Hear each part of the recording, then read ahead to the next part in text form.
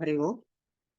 Starting with invocations, let us chant the part 2 of Kenopanisad. Om Sahana Bhavatu Sahanau Bhunaktu Sahavidyam Karavavahai Tejasvinavadhitamastu ma Vidvishavahai. Om Shanti Shanti Shanti. Om Apyayandu Mamangani Vakpranachachushrotpramato Palamindriyani cha Sarvani Sarvam Brahma Upanishadam Maham Brahma Nirakuryam Mama Brahma Nirakaro Nirakaranamasva Nirakaranam Vestu Tadatmani Nirateya Upanishadsu Dharmaste Mayi Santu Om Shanti Shanti Shanti. Yadi manyase subhedheti tabhrame vapi nunam tvam vedha brahmano rupam yadasya tvam yadasya deveshvathanumi mamsyamevate manye viditam naham manye subhedheti no na vedeti vedacha Yo nastat veda tat veda no na vedeti veda cha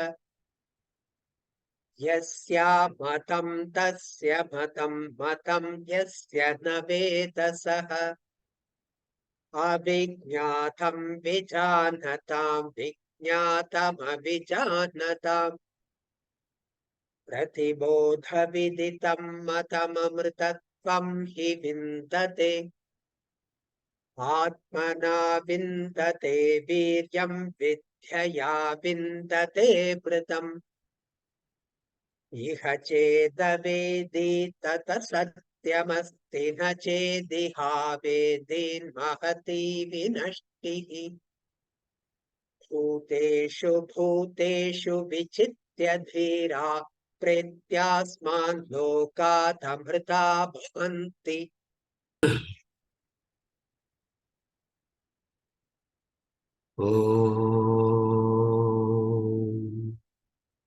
Om Sahana Vavatu Sahanau Bhunaktu Sahaviryankaravavahai Tejasvinavaditamastu ma Vidvishavahai. Om Shanti Shanti Shanti.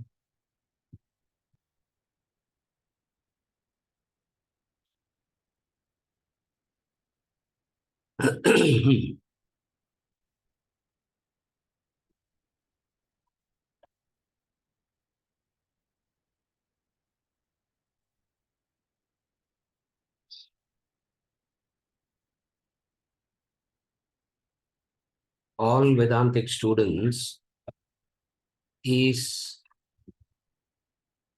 expected to change the way in which they approach the study, the education. If we don't change the approach to the study, if we don't approach the way in which we study Vedanta, or if we continue to have the same mindset of how all other education we gain, Vedanta will be completely missed. One of the essential teachings of part 2 of Kenopanisad is the pun on the word knowledge, knowing. So, what is this change in understanding we need to have? What is the change of methodology that we need to have for understanding Vedanta? the fundamental orientation in relation to the worldly knowledges that we have is all objects in creation will be classified only two categories. All objects in creation will be classified into two categories. The two categories by which all will be classified is, first, it is unknown and then it will become known. Again, all knowledges proceed from, first it will be an unknown object and then you do something, it will become known. What are they? Unknown and known. These are the two categories with which all knowledges proceed. The third possibility of unknowable cannot exist at all. Because if there is the third thing called unknowable, then who's there to know about it? So the third thing, unknowable, doesn't exist as a logical conclusion. Again, I repeat. 3 words. The unknown, the known, the unknowable. So in the world, first is unknown. I have never seen it or read about it or heard about it. Supposing if we say there is Taj Mahal, unknown. For a person in the village, it is unknown because they have not seen it, they have not read about it, they have not heard about it.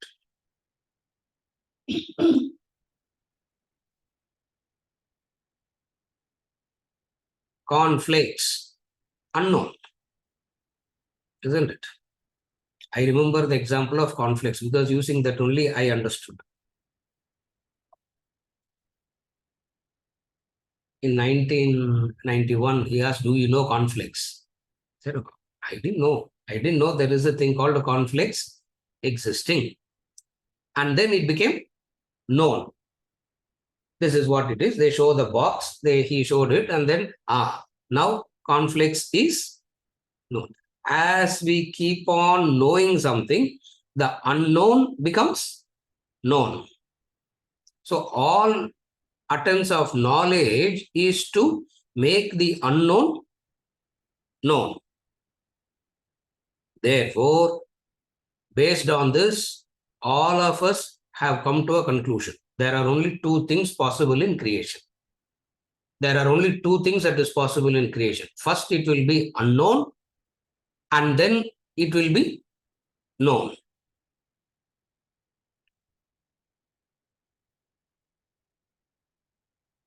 Supposing even after teaching also, if we don't understand it, where will you put that? Again, it will come into the unknown category only. Again, it will come to the unknown category only because it is known to somebody. Are you able to follow? Supposing they are trying to teach you, you don't understand, but that person is trying to. It means everything comes under these two categories of unknown and known. Therefore, with the same mindset, when we come into Upanishad, we think the Guru knows Brahman and we are not able to know Brahman. We still put this Brahman into the category of known and unknown. This has to be very clearly understood. Because in this understanding lies the proper, from this understanding lies the proper spiritual growth. So what is it? Even if you do not understand it as unknown, even after teaching also, if you don't understand it, you cannot say it is unknowable. That also will put under the unknown category only. Why that also will come into the unknown category only? Because if you study little bit more, if you put in little bit more effort, if you put in little bit more understanding, if better words are used, if better explanation techniques are taught, the unknown will become known. Are you okay till now? In all subject matter, what we do is what? Shift from unknown to known. You come into Vedanta with the same mindset. You come into Vedanta with the same study technique. You come into Vedanta with the same thing, and you want to place God also in the category of first it is unknown, now it is known. First, God will be in the category of unknown. After studying Shastras and scriptures, what happens? The unknown God becomes the known God. It means you are still moving in the known, unknown, known category only. Suddenly they come with the word Brahman. They come with the word Brahman. The moment you know Brahman, what do? I don't know it. Ganesh. The moment the word Brahman you hear, how would you think? Cornflakes, I didn't know, I know. Yeah. Some French thing I didn't know, I know. Some Russian thing I didn't know, I know. Similarly, Brahman, I don't know. If I go through the process of Shravana, Manana, Nididhyasana, I will know Brahman. Therefore, what do? You continue the same approach even here. Are you able to follow? You continue the same approach. And then they say, no. This Brahman doesn't belong to the unknown category and known category. This belongs to the third entity called the unknowable. The moment they say it is unknowable, if you have any ounce of thinking, what will you do? The moment the third thing has come, unknowable, what will you do? If you have an ounce of thinking, you will get up and leave the classroom. You will get up and leave the classroom. You have to get up and leave the classroom. Why? Because the moment you say it is unknowable, who is teaching to whom, what is the method that is being taught, what is the technique, all down the line, everything becomes absurd. The moment logically it becomes absurd, the moment you use the word unknowable. And the only way to get to this is by exhausting your efforts into the known and the unknown and surrendering. அதான் நேத்திக்கு பேசணும். சரியா Vijay? Somehow I made a connection, no, from yesterday to today. Some connection has to be made. இது வந்து இந்த serial மாதிரி இல்லையா? எங்கெங்கயோ போயிட்டு suddenly one dialogue you will say and it gets connected. Like that we are trying. The moment you say it is unknowable, who can know it? Who can teach about it? Who can teach about it and who can know it? So, it means what? You exhaust your efforts in moving from unknown to known, unknown to known, unknown to known. All the efforts you exhaust. After exhausting your efforts, after understanding that every time you hit only a dead end, what do? You have understood what all you called as your desires, what all you called as your goals, what all you called as all that didn't lead you anywhere. Do you understand that? Okay, in life you had a goal and that goal leads to, is there any goal that stops? Is there a goal that has made you to stop? That goal will lead to another goal. And that goal will lead to another goal. So a time will come where you are simply moving from one goal to the other goal without knowing where you are reaching, what you are asking for. And one day, thank God, you will die. And with a fresh memory, start all over again. And then you will die. Thank God, refreshing is there. Refresh button is there in creation. So everything we forget and start all over again. Are you able to follow? Therefore, it is very important to understand this. What? You exhaust your efforts in the known and you exhaust your efforts from making the unknown, converting it into known. The efforts you make to convert the unknown to the known. The efforts that you make to convert the unknown to the known. And all efforts are directed by what? All efforts are directed by, you can call it any word. All efforts of you, all efforts of human being are directed by what? You can call it a desire, you can call it a goal, doesn't matter. Whatever word you use doesn't matter.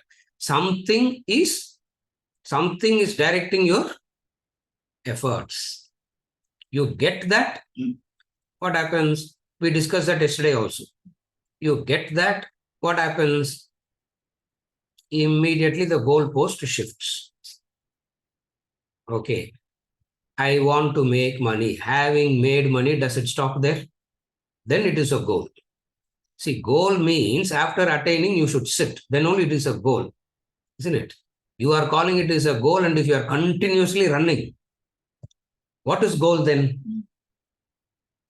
Oh no, sir, this I attained, but next thing I want. This I attained, next thing I want. This effort the human being exhausts. This effort the human being exhausts, and then there comes the understanding. And what is the understanding that comes there? The understanding that comes there is surrender. Understanding that comes there is surrender. Just surrender. Surrender after exhausting your efforts. Surrender is not a substitute for effort. Oh, surrender seems to be very easy, sir. So I will surrender. Why put effort, all that? I will simply surrender. You cannot. Unless you have exhausted your efforts, surrender cannot happen.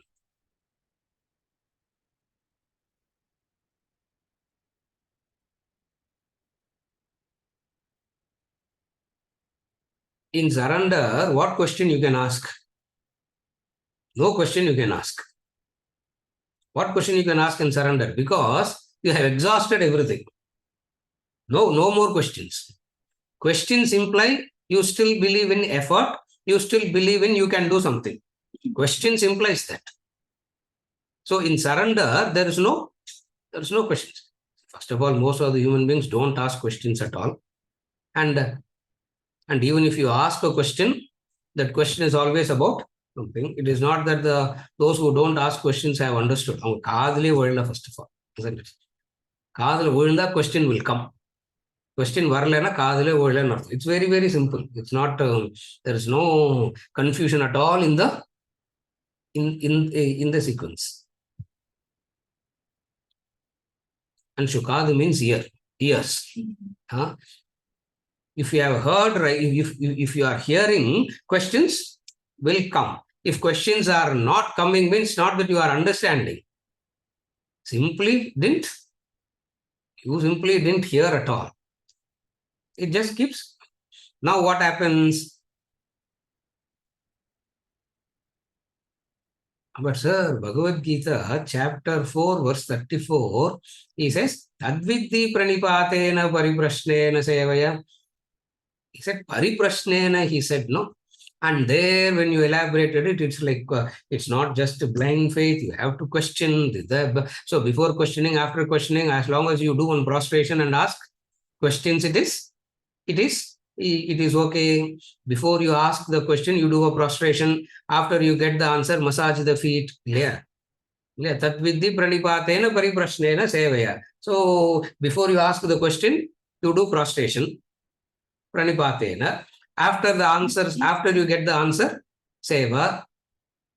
So in between you can question no.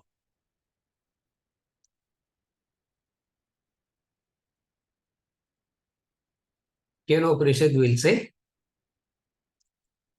the kindergarten stuff alone, don't bring it here. Don't bring those kindergarten stuff and compare here. See, kindergarten means one question, one answer.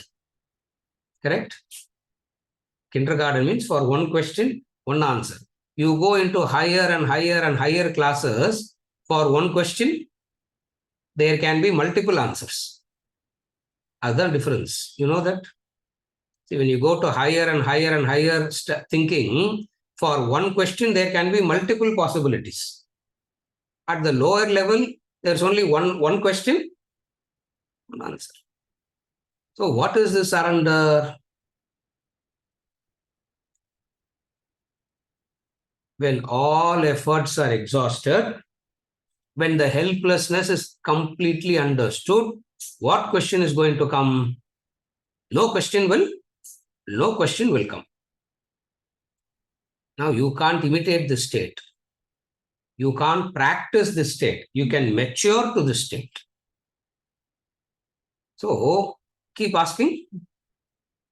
Okay, so don't worry, keep asking questions. That is okay. The unknowable cannot be gotten through questions. The unknowable can never be known through questions. Through questions, you will come to an understanding that you can never understand. Each and every question exposes what? Carefully follow. In Vedanta, each and every question doesn't add up to your knowledge. In Vedanta, each and every question exposes what? The limitations of your instruments, and you cannot know. Just keep quiet. Yeah. Feel like saying, just shut up, isn't it? You can do that only after going through this, after going through these efforts. Now the teacher wants to, and now the teacher is checking. What is the checking that he is doing? Whether the student understood rightly or not. So he shook the phone. Having done that, what did the student say in return?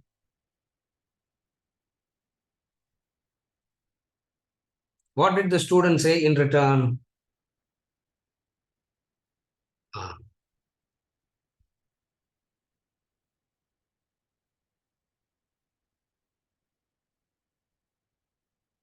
In the first chapter, the answer was given very beautifully. Shrotrasya Shrotram, the answer is given. What is that? Brahman is that which does not come under the unknown category. Brahman is that which will never ever come under the known category also. Again, I repeat. Part 1, Brahman is not under the category of unknown. Brahman comes under the category of Brahman doesn't come under the category of known also.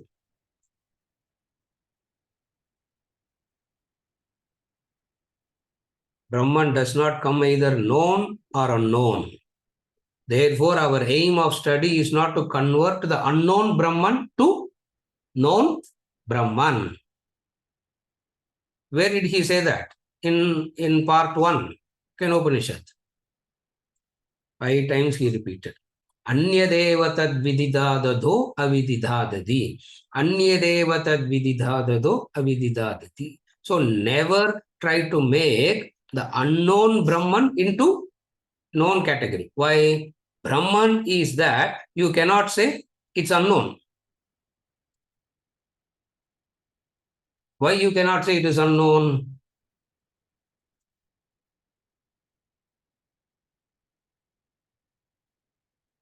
The fact that you are conscious and alive and talking itself is the proof of Brahman. So you can't say, are you conscious? You have to say, you can't say, I will check, no? Supposing if we ask, are you conscious? What will be your answer? எதுக்கு நான் check பண்ணி சொல்றேன் sir, you will not say. You will say, I know I am conscious. The very fact that you know that you are conscious means you can't say, you can't put Brahman into the unknown category.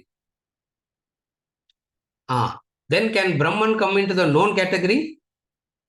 It cannot come into the known category either, because the moment you categorize into a known, it becomes a thing, it becomes an object. And God cannot become a thing, God cannot become an object. You can have a huge Vishwarupa form of a God, but still it is an object. You can have a huge Vishwarupa form of a God. Cinema vara madri, isn't it? Like balloon, he goes up, no? That is still it is coming under the known category only. Some people bring God into the category of the known in the form of a rupam, a form. Some people who think they are very intellectual, smart and knowledgeable Vedantin, they bring God under the category of arupam, unknown. Whether it is rupam or arupam, both comes under the category of known and unknown, object only. Therefore, anyadeva tad vididadado avididadati, he kept on repeating it very, very clearly. I do not know Brahman, you should not say. Neither can you say, I know Brahman. Suveda, Naveda. Right through, he is just playing around with this one word, Veda. Just one word, Veda. The prefixes that they keep playing with that word Veda is the entire Upanishad. Brahman does not come under the known category. Brahman does not come under the unknown category. Then what is it?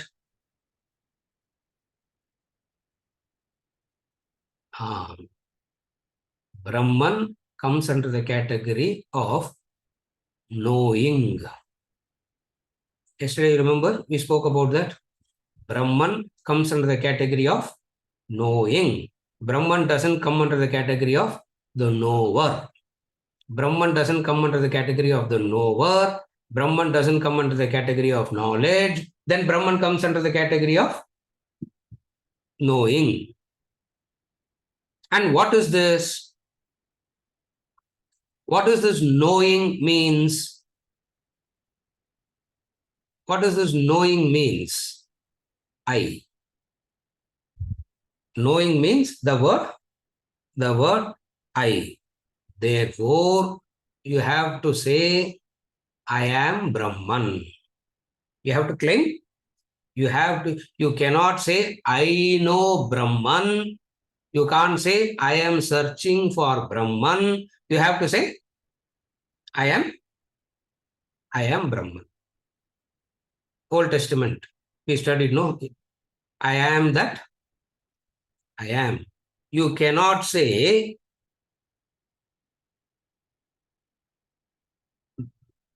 that which the I is connected with. Brahmajnanam means the I remains unconnected to anything. The pure I.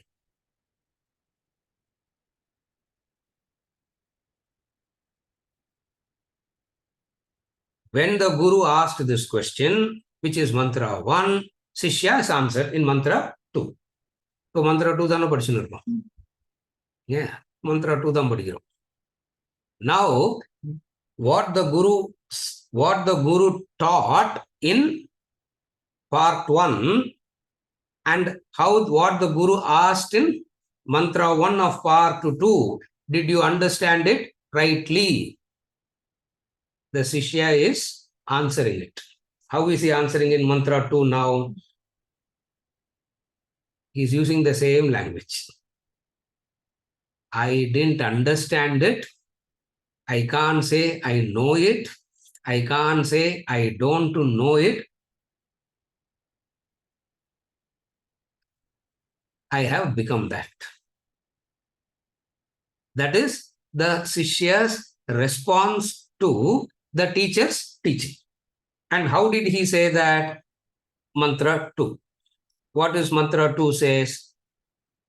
Mantra 2 or a translation mattum podunga. I do not think I know well.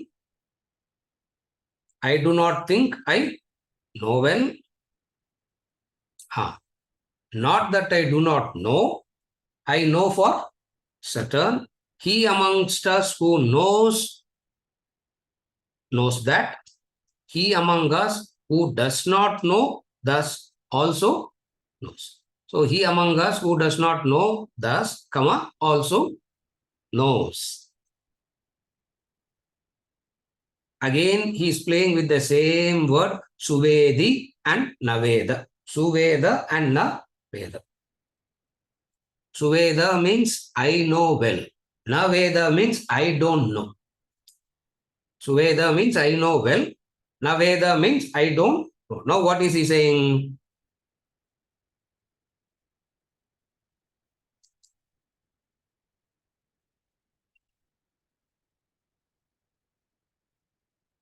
I know Brahman cannot be known as an object. I know Brahman cannot be known as a subject. I know that I have known it, and also I know that no way I can tell you that I know. I know it, and no way I can tell you that I know it. Aham manyeshu vedeti nona vedeti vedacha yonas tat veda nona vedeti vedacha.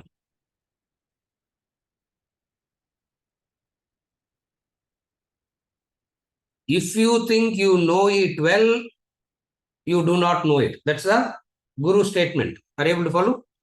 If you think you know it well, you do not know it.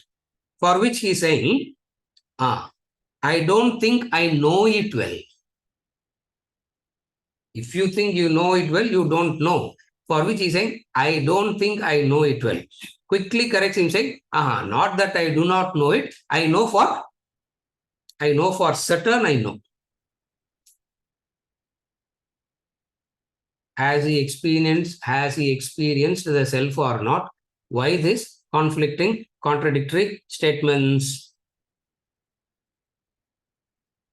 A subjective apprehension can never be explained as a subjective apprehension cannot be explained as an objective comprehension. What you have, I don't know what, there's no word from language you can use this. What you have known can never be shared. And yet the Guru wants to share it. He shared it. And there is a disciple who received it also. He's saying, I can't share it, and he shared something. The disciple says, I can't receive it, and he received also. This is Upanishadic samvada. This is Upanishadic conversation.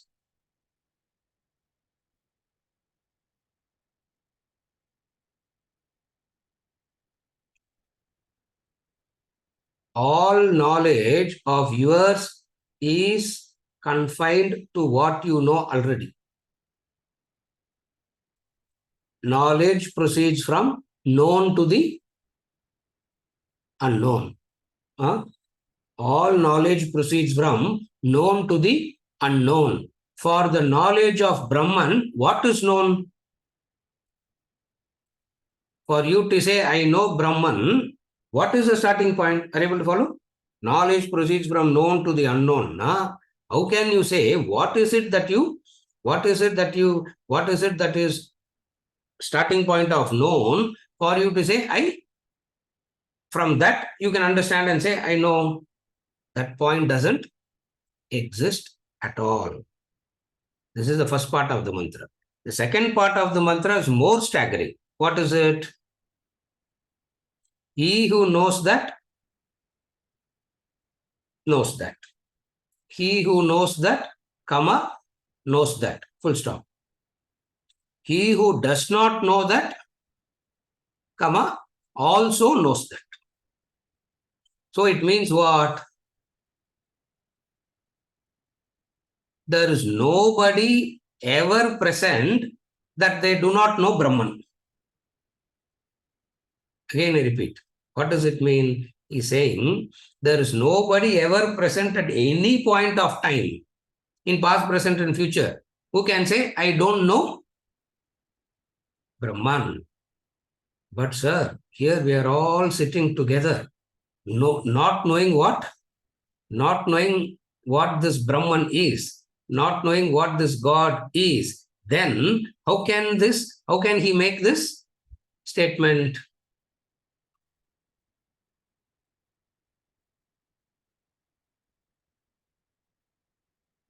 It's not that you do not know it, you are unwilling to change your orientation of thinking.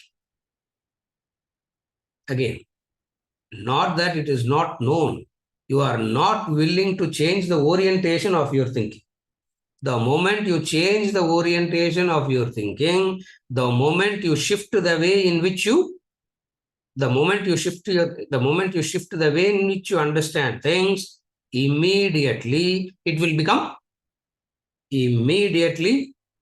become known. And when it is known, how it will be revealed? You will not say, I know it. You will say, I am that.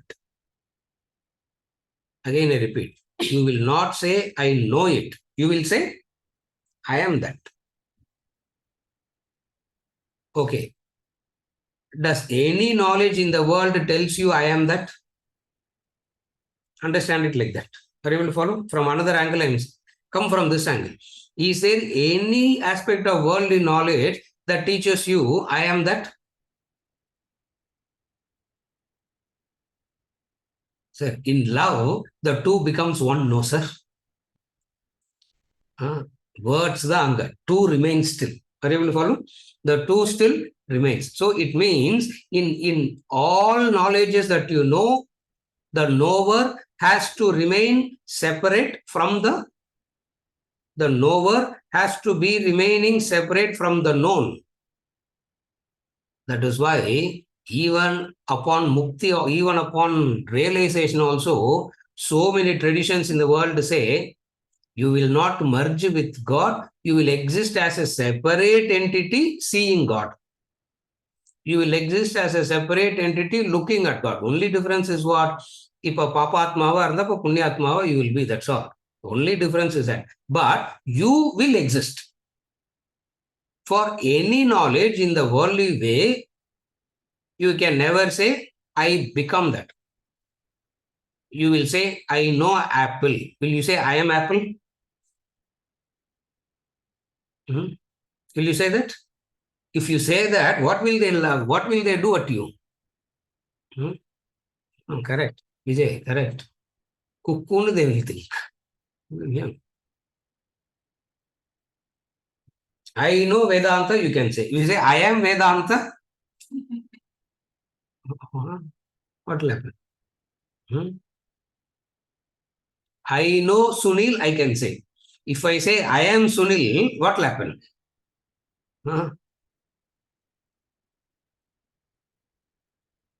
Sunil, his wife, his son, everybody will put me in a very safe place, isn't it? Why? Because in all worldly knowledges, you can never say, I am that. You can only say, I know that.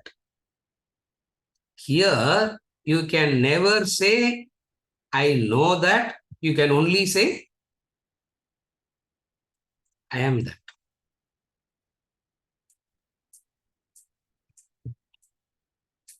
A self-realized person knows that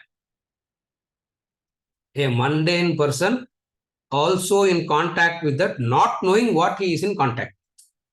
That's all. It is not that the Brahman is not there. Brahman is there.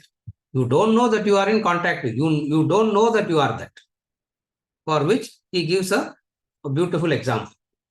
The beautiful example that is given in the commentary. Swamiji gives a very beautiful example to illustrate this point. The illustration goes like this. A courier carries a document to the manager in another town. He arrives there after the office is closed. Now he has to wait for the following morning to deliver the document because office is closed. Event. That evening, he and his wife goes to a stroll in the park. There they meet another couple. They exchange greetings. They sat and spoke for a while, had a coffee, everything, and they left. Next morning, the courier person reaches the office to hand over the document. And what he finds, the person that he saw in the park last evening is the person to whom he has to deliver the courier.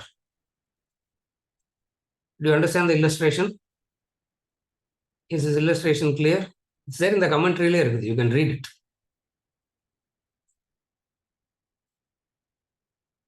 Now, experience this.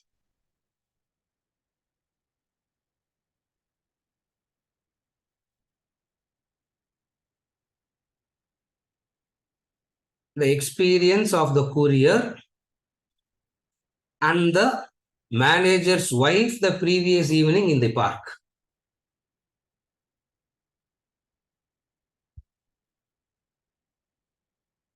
யாரை compare பண்ணும் புரியுதா?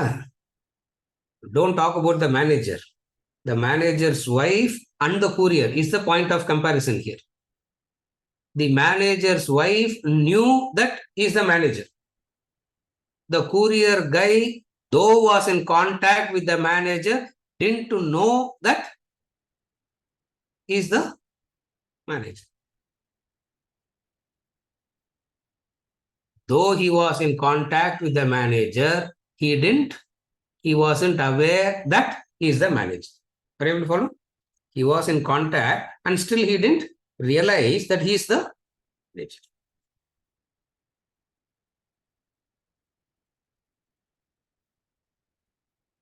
Can the manager now say, can the courier say,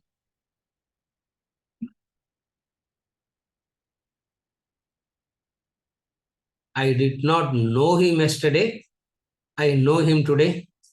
Because he had known him yesterday itself. Yesterday itself he knows, and yet he didn't. Yesterday itself he knew, and yet he didn't knew.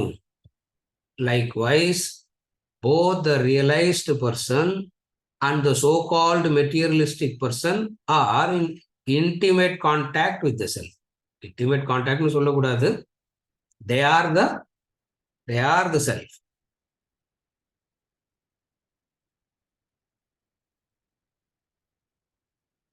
The self enables the realized ones to say, I know it. The self enables the unrealized ones to say, I do not know it. Therefore,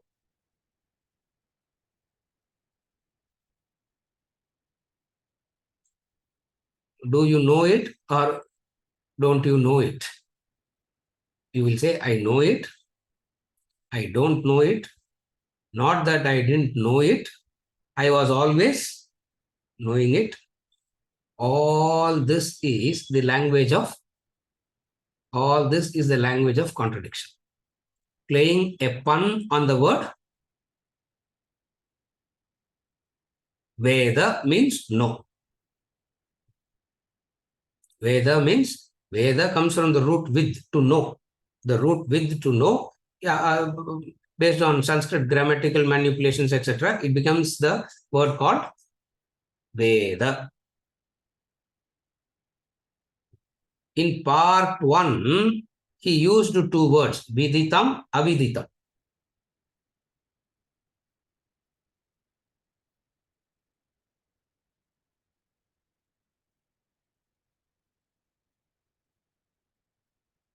The pun and the language of contradiction. He played with the two words viditam and aviditam there, if you remember. But sir, last month we studied, we don't remember that. He studied two words, viditam, aviditam. And I remember spending some time on these two words, viditam and aviditam. Now, what he played pun and language of contradiction on viditam and aviditam, the disciple is playing the pun on the word suveda and naveda.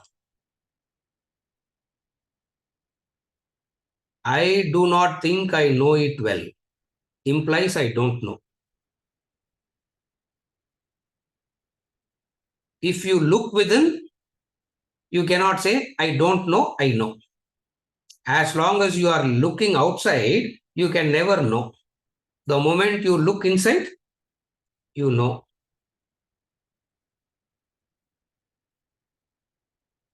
All knowledges that drives you to seek outside, this is the knowledge that drives you to go inward. So when it goes inward, you say,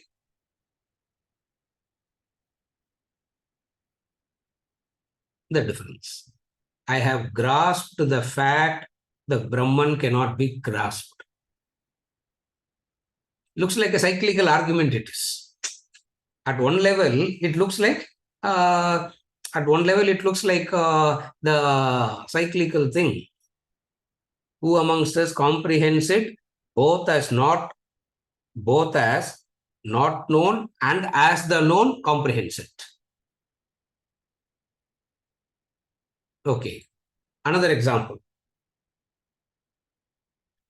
The subject in the dream is the mind.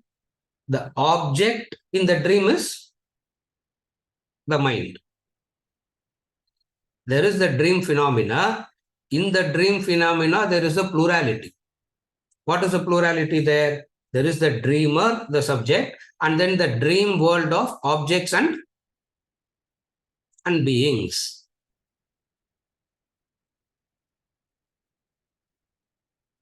Every part and parcel of the dream is what? What is each and every parcel of the dream? Mind.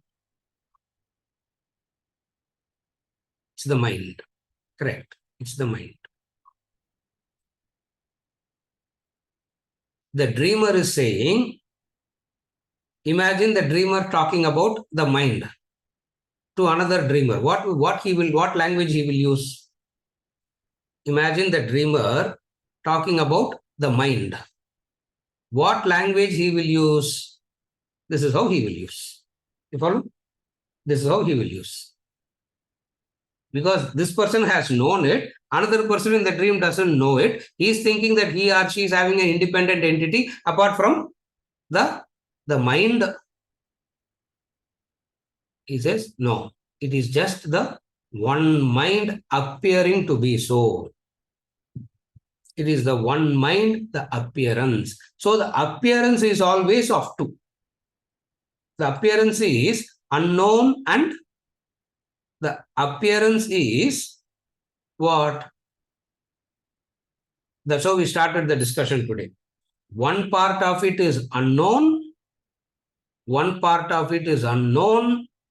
You go through a process, it becomes known, and finally, you cannot say it is known or you cannot say it is unknown.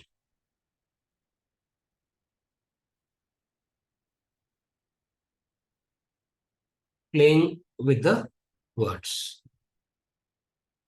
Subeda and Naveda. There it is playing with the words Viditam, Aviditam. Again, it's the same root with. Again, it's the same root with. To know. Why he is playing so much with this word know, knowledge? The ego has an arrogation. Ego has an arrogation. What is arrogation of the ego? What is arrogance of the ego? it believes it can know. Just as it knows so many things, it believes it can know. What to do to bend that ego? What can you do to bend that ego that you cannot know, that you have to surrender? அது unknown தான் அது. What happens, God only knows. Are you able to follow? What happens that the ego that is believing that it can know comes to the point of saying, I can never know. No. It's not that you can never know. I know it also. So you can never make any assertive statement about this Brahman. This is mantra number 2. Now we'll go to mantra number 3. Mantra number 3 padinga.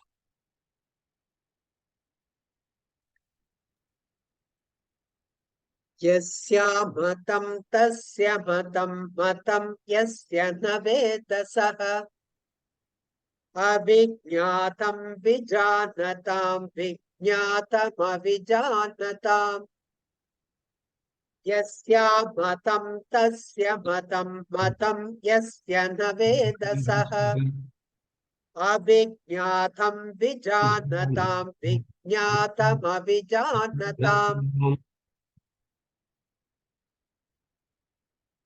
Whosoever does not comprehend, he knows. Whosoever comprehends, he knows not. That is unknown to those who comprehend. That is unknown to those who do not comprehend. Whoever does not comprehend that, he knows that. Whosoever comprehends that, he knows not that. That is unknown to those who comprehend. That is unknown to those who do not comprehend. You have to say Guru Vacha here.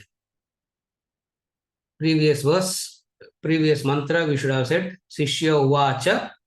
We said that and we gave the hint.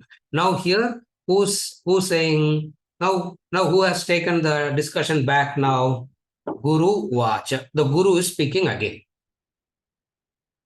How do you know that the Guru is speaking? அதுக்கும் ஒரு indication இருக்குது. How do you know that the Guru is speaking here? You know that the Guru is speaking only because he says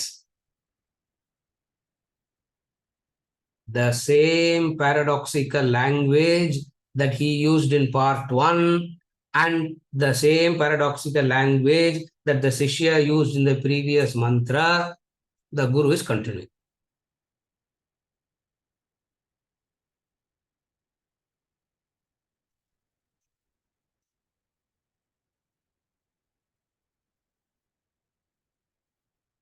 Yasya matam tasya matam tasya na vedasaha avijñātam vijānatam vijñānam apijānatam. Another famous mantra. What does that mean here?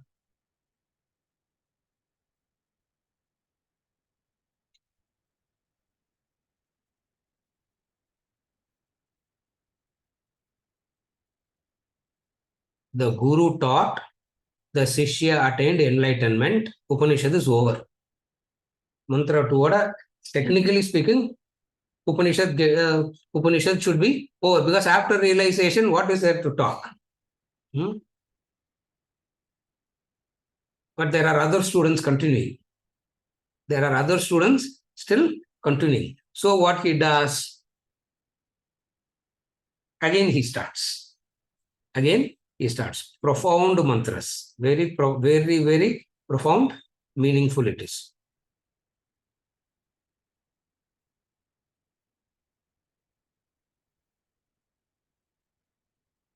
One who says he knows Brahman does not know Brahman. One who says Brahman is not known knows Brahman. Because knowers do not know Brahman and non-knowers know Brahman. Ulta it is. So unhelpful Upanishad this is. So unhelpful it is. So confusing it is. Actually, should not say unhelpful. It is very, very meaningful and very, very helpful.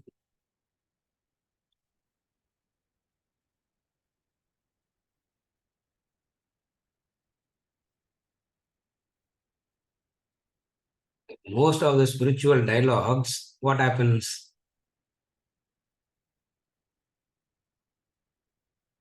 Wonderful talk, but I did not understand anything. That is one set. Wonderful talk, but I did not understand anything is one set. Another says, we are able to understand, but not yet fully. Another category. But nobody can ever say, I have grasped and puts a full stop. Mantra 2, the Sishya puts a full stop. And when that Sishya puts a full stop,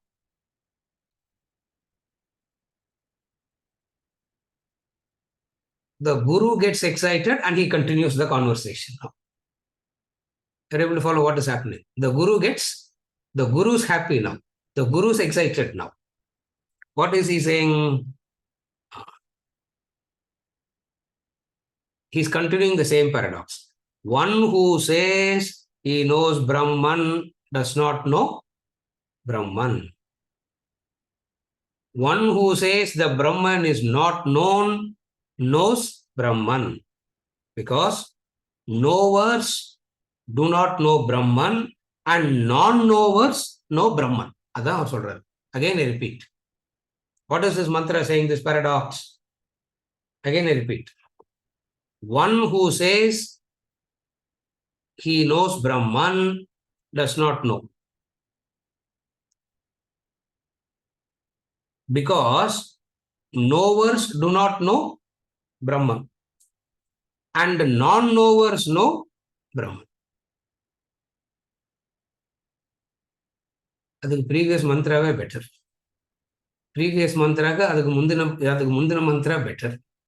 Part 1 didn't have any complication at all because it was very, very clear and understandable. Part 2 is full of paradoxes. Again, what is he saying now? That is unknown to those who do not know that.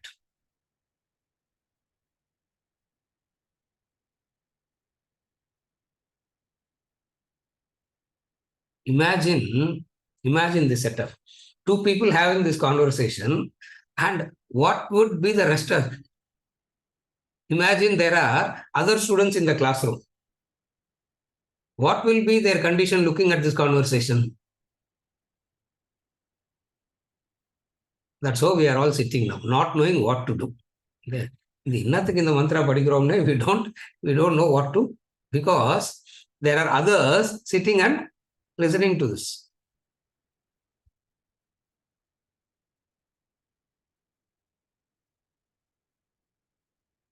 The one who asserts God cannot be known actually knows it.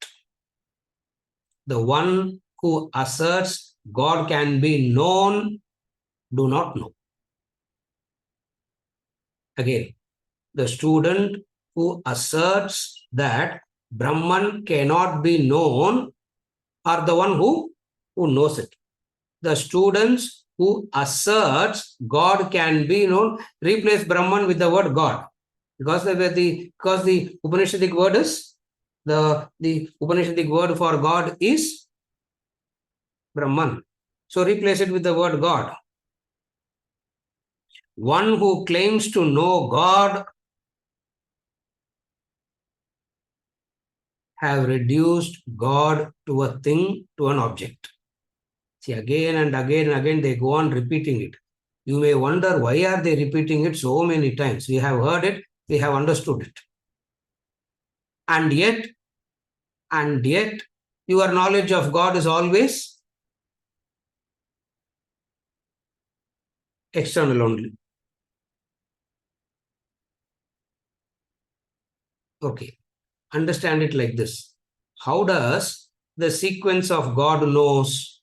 How does the knowledge of God grows? First you say na asti. Carefully follow the sequence. First you will say na asti. When you say na asti, it's called nastika. And then you say asti. Asti means one who says na asti are called nastikas. One who says asti is called astikas. Na asti. What doesn't exist? God. Again, asti. God exists. And then the moment you say God exists, God goes through various modifications in understanding. What are the various modifications God goes through in understanding?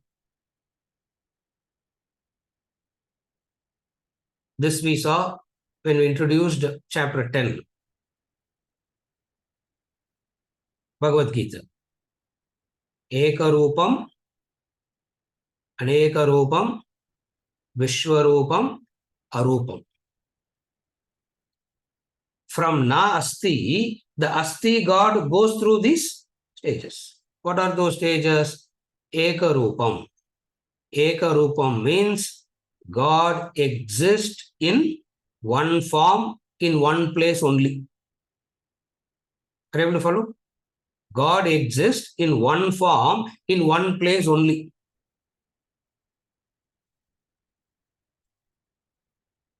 Even though there are Balaji temples all over the world, Tirupati Balaji is real.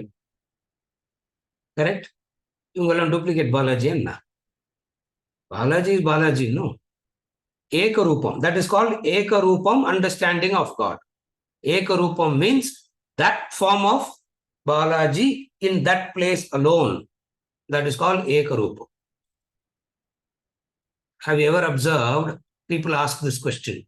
In which temple God is powerful, sir? Huh?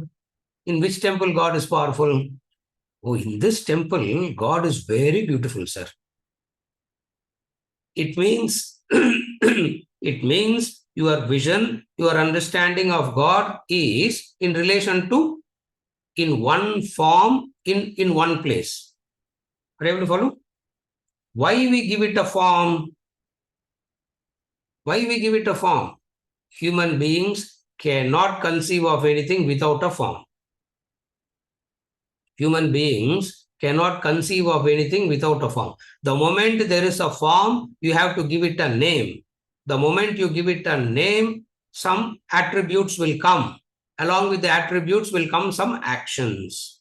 That's why you find all gods will have a form, they have a name, they have attributes, and they will have some specific actions. Nama, Rupa, Guna, Karma.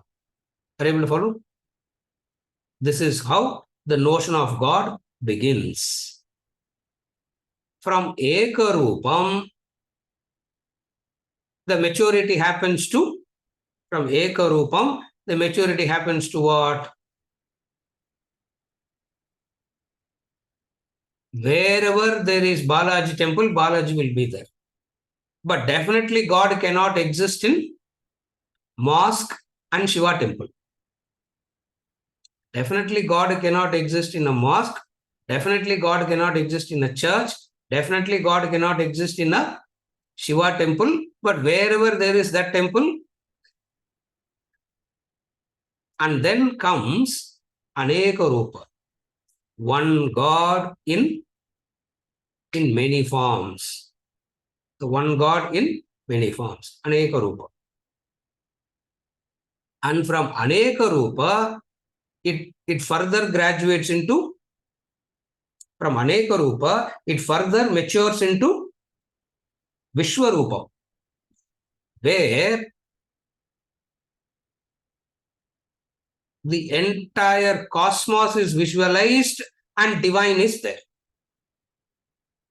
Are you okay till now? From na asti, you will move on to asti. In asti, you will move on to ekarupam. Aneka Rupam, and Vishwarupam. This Eka Rupam, Aneka Rupam, Vishwarupam is all coming under the category of the senses. All comes under the category of the senses. It means through the Jnanendriyas, you are able to perceive it. You give it a name, you give it a form, you give it everything, etc., etc., etc. Those who suddenly become intellectuals will say, no, no, no, God cannot be equated to this kind of form. They come up with a subtler thing called arupam, formless. That formless is an intellectual comprehension. Are you able to follow? From sensory perceptions, you move on to the subtler instrument, the intellectual. But still, that is also a form only. Still, that is also a form.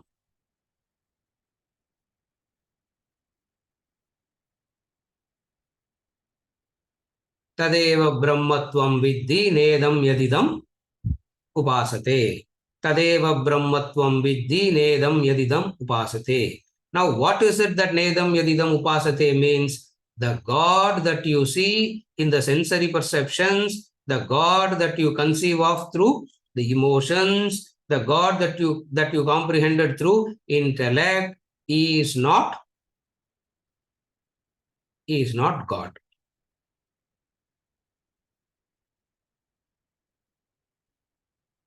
The question was asked to Ramakrishna Paramahamsa. Is God with form or is God without form?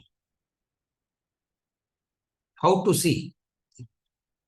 Even in 12th chapter of Bhagavad Gita also, he will ask Krishna, how do I worship you? With form or without form? Because you are talking about both.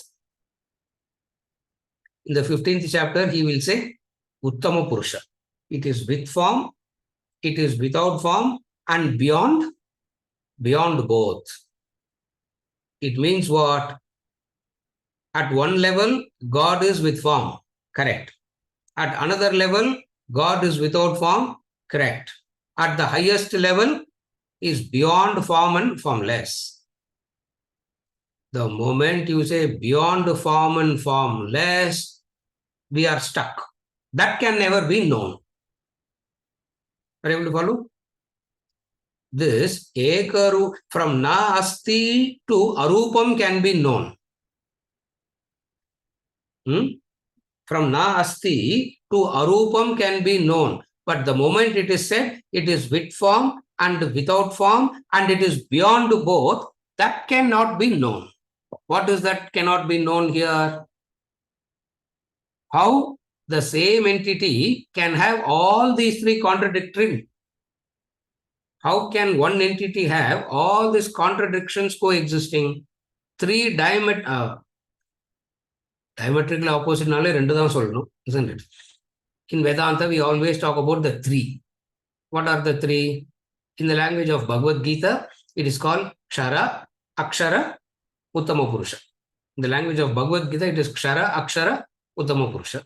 Here, he doesn't go by these gradations and all. He straight away makes that statement. Tadeva brahmatvam viddhi nedam yadidam upasate means in the way that you have been worshipping gods. Look at the word there. Upasate. Upa means all that will get you closer to God. Upasate. Upa means near. Tadeva brahmatvam viddhi nedam yadidam upasate means all that will take you closer to God.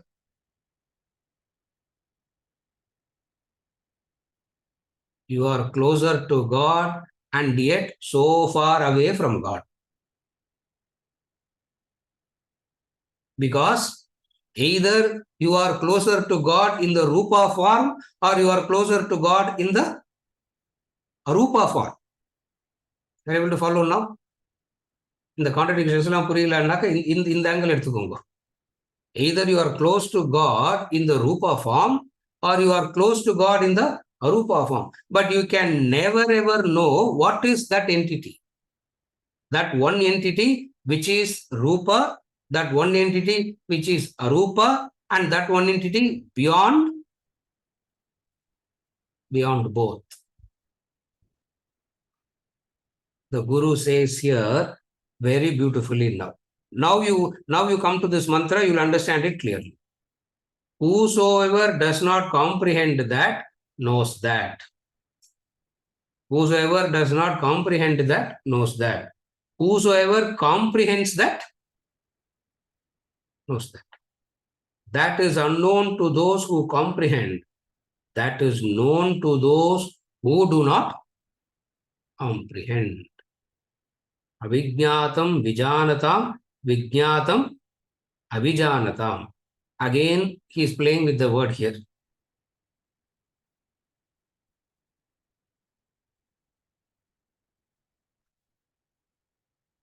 Amatam matam. Yasya matam tasya matam.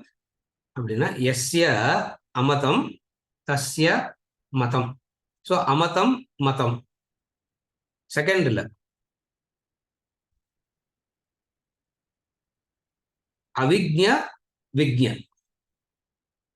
In the second sentence, it is avijña and vijña.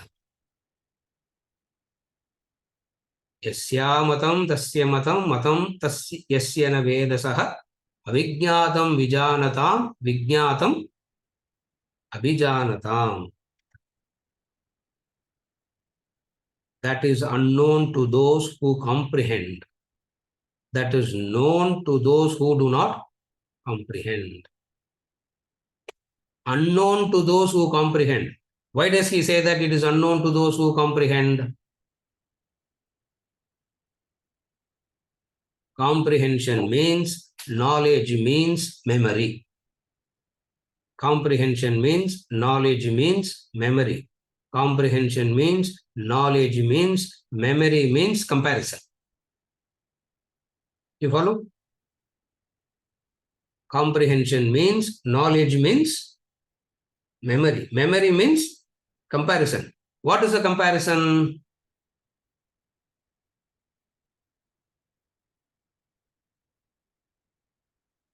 Okay, have you ever observed this?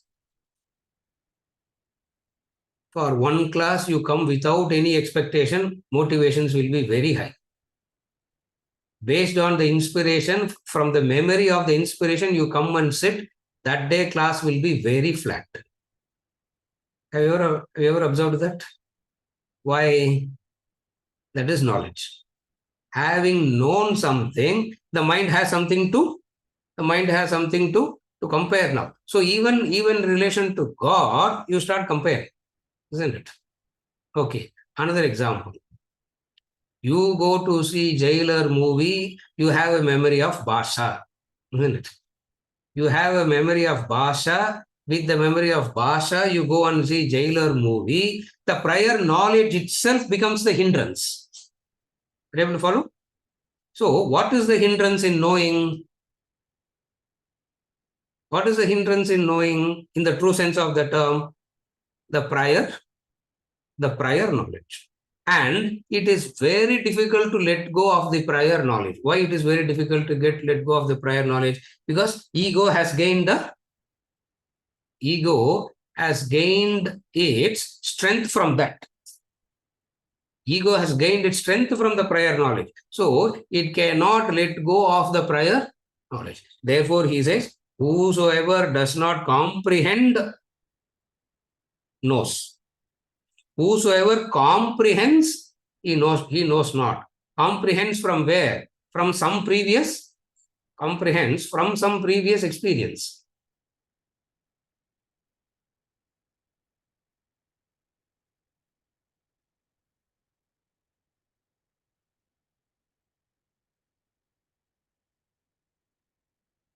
That day the class was so good, sir. This day the class is not that good.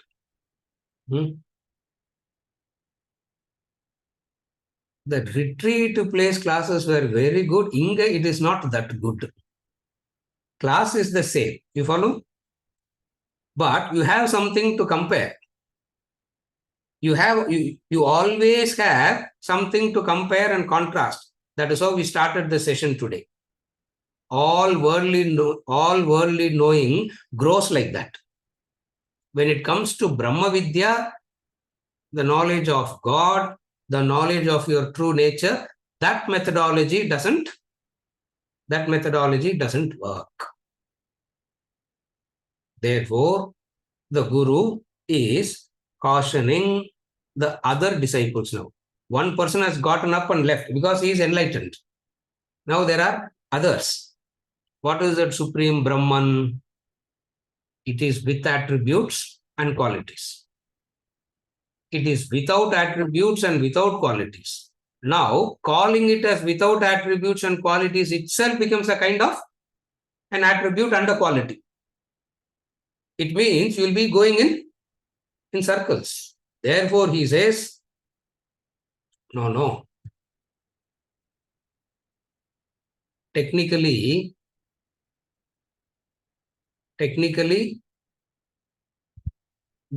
the tradition uses words. Saguna Brahman and Nirguna Brahman. Those who know the Saguna Brahman do not know it. Those who have known the Nirguna Brahman knows it. And there is no way of knowing the Nirguna Brahman. Or there is only one way of knowing the Nirguna Brahman is by becoming it. Imagine knowing means you have to become. What will happen? If you have to know apple, you have to become an apple. If you have to know orange, you have to become an orange. Now what will happen? Knowing is not at all possible. But here, there is only one way. What is that only way? When the teaching is very great and when you have done some very genuine preparations and come, the Saguna Brahman itself will give you an ecstasy. That ecstasy should not be misunderstood as Nirguna Brahman. Again, because here the student has come to that level. What is that level? They have done some genuine spiritual sadhana and come here. Not only they are well prepared, the teaching is also so extraordinary. So there is a well-prepared student and there is an extraordinary teaching. A mistake happens at times. What is the mistake? The Saguna Brahman itself becomes an ecstatic experience. That ecstatic experience, they report to the Guru and say, now I know Brahman, for which the Guru dismisses it as no knowledge. The Guru will dismiss all your ecstasy is not, all your ecstatic experiences are not Brahman. Therefore, he says here,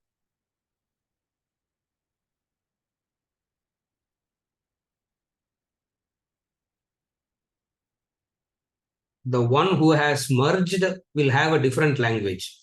The one who has not merged has a different language. What is the language difference?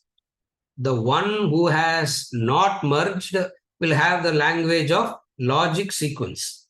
The one who has merged will have the language of contradictions. The one who has merged will speak the language of contradictions. And anyone who speaks the language of contradiction, what would you call that person? Mati pesinda, what will you say? Unmattavat. That's why an enlightened person is equated to a unmatta, because those who have experienced Saguna Brahman, they have a different language. Those who have experienced a Nirguna Brahman has a different language. So, two Sishyas here have spoken two languages. You have to visualize it like that. Two Sishyas have spoken two languages. The first language he endorsed and said, correct. The second language, he is negating it and saying, you do not know it. The Sishya will get very angry now. When you endorsed him, why are you not endorsing me? அவர் நீங்க சொன்னது அப்படியே வெர்பாட்டமா ஒப்பிச்சார் sir. Why are you endorsing him? Now I am saying something very, I have come up with my own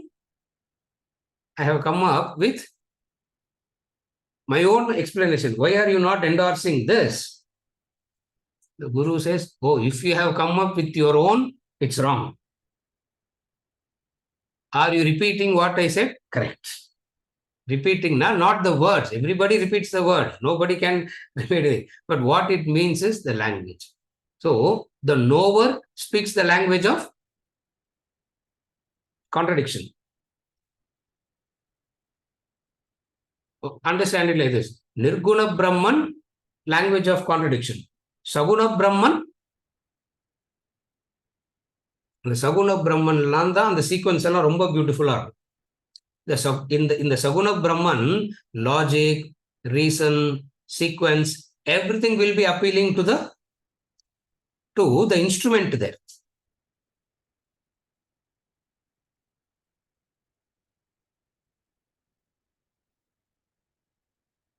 What are the 4 grades of development? Salokya, Sarupya, Samipya, Sayujya. That Sayujya cannot be comprehended. Salokya means we are in the same loka. Vaikuntha Loka, we are, sir. In Vaikuntha Loka, we are there. In Kailasha, we are there. In the heaven described by Christianity, I am there. Loka. Loka vandutale, there's a lot of people. Lot of people vandutale. Bernard Shaw. For politics, 2 people is enough, he said. For politics to come, 2 is enough. Imagine the loka full of that. What will happen? Angium politics, isn't it? So, from Salokya, it is. What is the next stage? Salokya length. Samipya. Apro? Sarupya. The Sarupam, the Sarupya kuda evolu kitta irukronradha, isn't it? But one thing the instrument cannot comprehend is, what is that one thing the instrument cannot comprehend? Sayujya. So Nirguna Brahman belongs to the Sayujya. Saguna Brahman comes right up to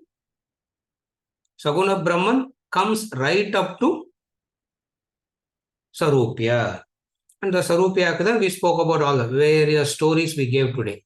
Arupa, what did we say?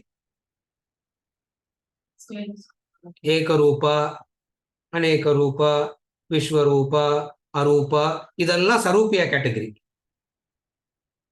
But Sayujya doesn't happen here. Sayujya means what? Sayujya means the I that is without any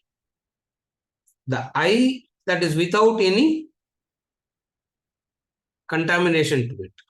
The I without any addition to it. The I that is not qualified by anything. That is Sayujya. And that Sayujya does not know that. Therefore, technically you understand it like this also. Nirguna and Saguna. Condition, qualify, modification is Saguna. Nirguna means that Saguna is what people know in moments of ecstasy. They say, I experienced, it is Saguna it is. For one who has experienced Nirguna will speak the language of contradiction. Even if you try, you cannot speak the language of contradiction. You will start thinking you are losing it. You will start thinking, and don't try, you will definitely lose it. Because you can't imitate all this. You cannot imitate all this. Therefore, yasya matam, tasya matam, matam dasya na vedasaha, avijñātam vijānatam, vijñātam abhijānatam. This is mantra 3. With this mantra 3, we conclude for today.